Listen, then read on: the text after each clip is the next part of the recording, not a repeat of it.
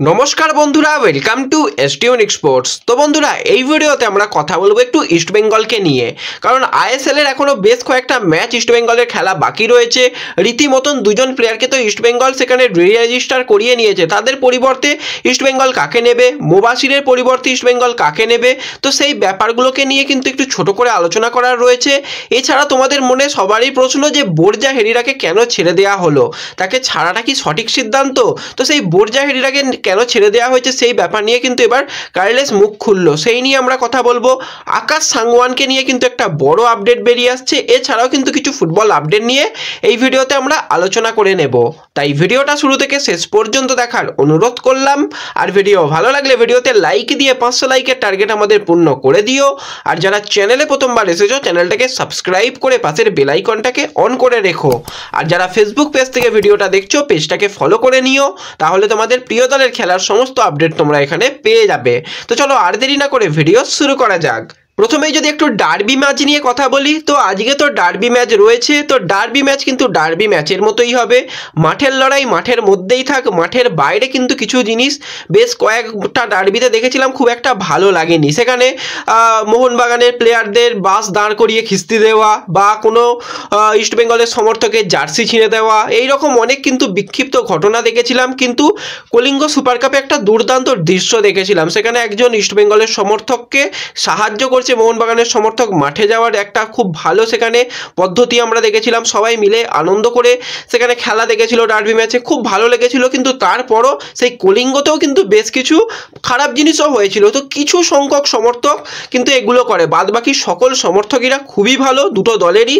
তো সেক্ষেত্রে মাঠের লড়াই মাঠের মধ্যেই হোক, মাঠের বাইরে যেন কোনো রকম এরকম ঝামেলা অশান্তি না হোক, এটা তো আমি অন্তত চাই। আর আজকে আমি মাঠে যেতে পারছি না কিছু পার্সোনাল কারণের জন্য, সেই কারণেই কিন্তু আজকে ডার্বি ম্যাচটা মাঠে বসে হয়তো দেখা হবে না, সেই জিও সিনেমা বা টিভির পর্দাতেই আমাকেও হয়তো ম্যাচটা দেখতে হবে। তো ম্যাচের আগে লাইভ আসার চেষ্টা করব।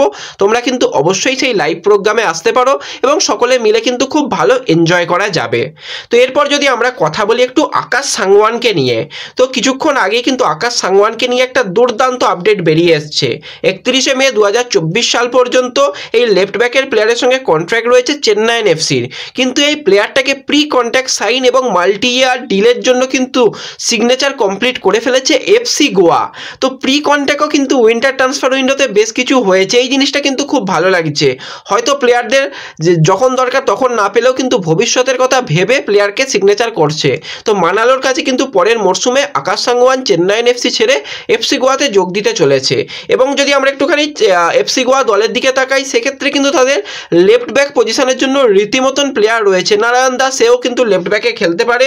এছাড়া এবছরে আইএসএল এর অন্যতম একটা এফসি গোয়ার চমৎকার জিনিস হচ্ছে 22 বছর বয়সী লেফট ব্যাকের প্লেয়ার জয় গুপ্তা। তো জয় গুপ্তাও কিন্তু খুব ভালো ফুটবল খেলছে। তারপরও কিন্তু এই আকাশ সাংওয়ানকে নিয়ে আসা, তো দলের মূলত আরও শক্তি বাড়ানোর জন্যই কিন্তু মানালো এই কাজটা করে ফেলেছে। এবং হয়তো পরের বছরে এফসি গোয়াতে কিছু হয়তো প্লেয়ার বেরিয়ে যেতে পারে, সেই কারণেই কিন্তু তাড়াতাড়ি এই সিগনেচারটাকে কমপ্লিট করে ফেলেছে। তো খুব ভালো একটা সিগনেচার হয়েছে আমি তো বলবো। তো এরপর যদি আমরা একটুখানি ইস্ট বেঙ্গলের দুজন যে বিদেশি প্লেয়ার দল ছেড়ে দিয়েছে, তার মধ্যে সিবেরিও টোরো এবং বোরজা হেরিরা। তো সিবেরিও টোরোকে লোন ডিলে পাঠানো হয়েছে জামশেদপুরে। তো এবার সিবেরিওর পারফরমেন্স কিন্তু আহামরি লালুদের জার্সি গায়ে হয়নি। 21 ম্যাচে মাত্র 4টে গোল 1টা অ্যাসিস্ট। এর থেকেও কিন্তু অনেক ভালো পারফরমেন্স ইস্টবেঙ্গলরা আশা করেছিল, কিন্তু সেই পারফরমেন্স করতে পারেনি। কিন্তু বোরজা হেরিরা দল ছেড়ে দেওয়ার পর কিন্তু রীতিমতন অনেকেই অবাক হয়ে গিয়েছিল যে বোরজা কি করতে বেরিয়ে গেল বা কেন তাকে বার করে দেওয়া হলো। তো কালকে ম্যাচের আগে সাংবাদিকদের মুখোমুখি হয়েছিল কোচ। সেখানে কোচ স্পষ্ট জানিয়েছে যে বোরজার সাথে এবং সিবেরিওর সাথে দুজনের সাথেই কথা বলেছিলাম। বোরজা কিন্তু কোচকে জানিয়েছে সে মানালো মার্কোয়েজের অধীনে আবার খেলতে চায়। তো সেই কারণেই কিন্তু তার ইচ্ছার বিরুদ্ধে তাকে আমরা আটকে রাখতে চাইনি, কাউকে জোর করে তো রাখাটা সম্ভব নয়। সেই কারণেই তাকে যেতে দিয়েছি এবং তার আগে তাকে জানিয়ে দিয়েছিলাম যতদিন এখানে আছো ভালো খেলো, তারপর কিন্তু চলে যাও।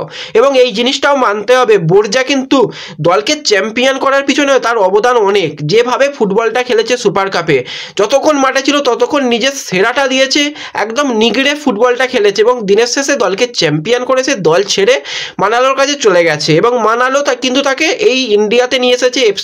প্রথমে আমরা দেখেছিলাম হায়দ্রাবাদে, তো সেখানে দুর্দান্ত ফুটবল। এবং এই যে যদি বোরজার কথা বলি, বোরজা কিন্তু একটা সময় মানালোর আন্ডারে দুর্দান্ত ফুটবল খেলেছিল, লা লিগা খেলার অভিজ্ঞতা ছিল এই মানালোর অধীনেই।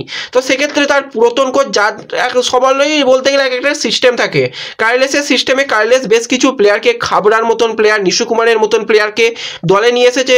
এছাড়া যদি আমরা একটুখানি লোবেরার দিকে তাকাই, সেখানে মুড্ডারাফল আহমেদ জাহুকে সে মুম্বাই সিটি এফসি থেকে নিয়ে এসেছে। সেইভাবেই কিন্তু এই বোরজা হেরিরাকে দলে নিয়েছে, এফসি গোয়া দলে নিয়েছে, মানালো মার্কুয়েজকে তার কাছে গেছে। তো এটা কোনো ব্যাপার নয়। তো অনেকেই হয়তো ভাবছিল যে বোরজাকে ছেড়ে দেওয়ার সিদ্ধান্তটা খারাপ সিদ্ধান্ত, এবং তোমাদের বেশ কিছুদিন আগে জানিয়েছিলাম একজন প্লেয়ার কিন্তু বিদেশি প্লেয়ার, সে রীতিমতন চাইছে তাকে ছেড়ে দেওয়া হোক।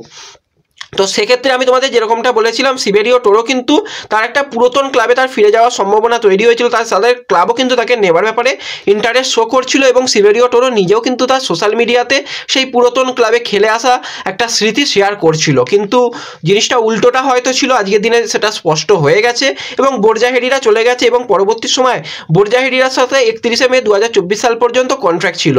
তো সেক্ষেত্রে তোমরা অনেকেই হয়তো ভাবছো যে বোরজা আবার হয়তো পরে ফিরতে পারে।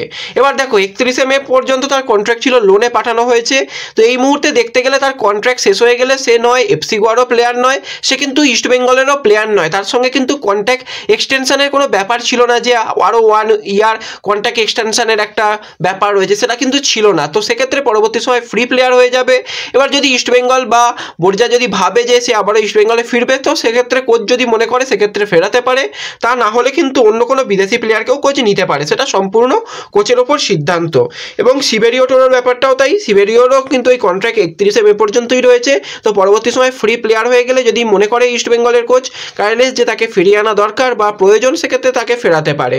তো ব্যাপারগুলোকে নিয়ে তোমাদের অনেকেরই ধোঁয়াশা ছিল, আশা করি সেগুলো তোমাদের ক্লিয়ার করে দিলাম, এবং সকালেই এটা ফেসবুক পেজে আপডেট দিয়ে দিয়েছিলাম।